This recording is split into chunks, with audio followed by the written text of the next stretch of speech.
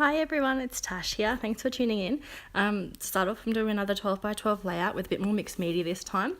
So I was just showing you I was using the Cobalt Turquoise Light Hue Series 2 in the acrylic paint, just on a plain black Kaisercraft cardstock.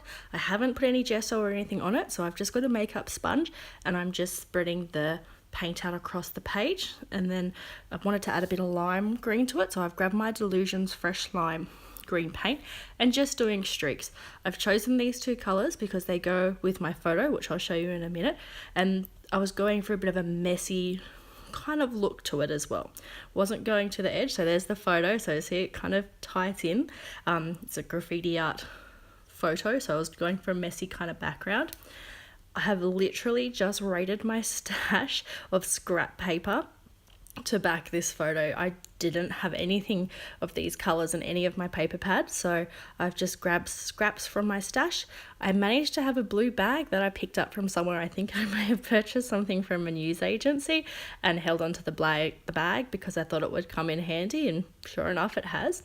So I'm just playing around with layering now. I'm trying to make the photo pop and stand out as much off that background as possible. I found a combination that I like. So I did the double black because I wanted the black around the photo to make the photo stand out, and then I did a back behind all the layers so that the layers didn't blend too much into the background of what I'd created. I'm just looking at now, trimming my photo. I was trying to see, I was worried trimming that left hand side because I did think it would off center the photo, but it's a family photo of me and my 3 kids and partner, and it centers us but not the face behind us, and in the end I was okay with that because we were the focus of the page. The photo was what I want to capture, not so much the face. So ended up trimming it that way, and I'm just sticking my layers down. I'm just doing it all by eye, guessing how far apart I want to, how far like width-wise off the borders that I want to do it. I decided to do the bag using the opening bags. Not something I've really used before. This would be the second time I've ever used a bag on a layout. I know I've got inspiration of other YouTube videos of other people using them, so I thought I'm going to give it a go.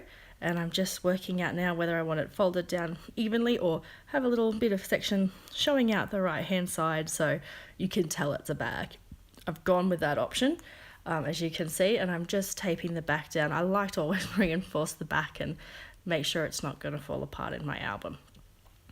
This one here, I wanted to cut the layover because the bag stuck out the side. I've just hand cut it so that it wasn't going to mesh. Like if I used my cutter, it would have cut the bag, so just done a bit of freehand cutting there, and now my final layer on the back, the black, so that it pops up off the background. So as you can see, makes the photo stand out. This is my little bowl of embellishments. Again, another stash dive, I guess, trying to find embellishments that actually match the colors that I've chosen. That red frame, I really loved that. It matches the red on my partner's shirt, so I just wanted to have that little pop of red in there. Not overwhelming, nothing to make it a main color on the page, just a pop. The number 5, because there's 5 of us in the family, and it happened to have lime green on it, so that was perfect. I got that in a Hip Kit Club. I've got the Flatterby's square stencil, so I'm having a think. I wanted to put it behind. I've grabbed my white linen Delusions paint. I had a thought that I'd do a bit of layering on the background, and I was going to do some white. I mean, there's the white on the face's teeth in our picture, so I wanted to bring some white into it as well, add another dimension to it. I've got the sponge again, and I was going between patting it down and wiping it. I found when I wiped it, the white wasn't as strong. You could still see the colors underneath, and I wanted the white. So when I've pulled it up, because I was dabbing it, it hasn't come out as perfect squares, which I was a little bit frustrated about, but I rolled with it, and I figured if that's all right, if I can roll with that, then I'm gonna try my idea of doing a border again with the Fresh Lime Green Delusions paint. So I'm just doing a messy border around the corner. I didn't have any idea to cut it out. I was gonna leave it all blank, so like the edges blank, but I've gone with the green paint.